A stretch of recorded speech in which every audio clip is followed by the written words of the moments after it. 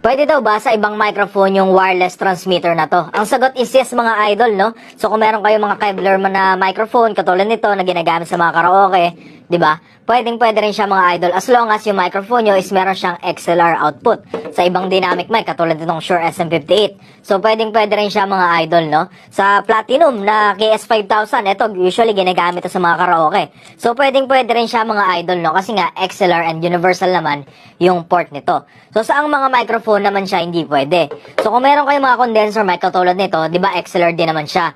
Pero ito kasi mga idol, dahil nga condenser microphone to, nangangailangan to ng external na power source like 48 volts na phantom power. Eh itong mga transmitter na ganito is wala tong ganong power, no? So pang dynamic microphone lang talaga siya.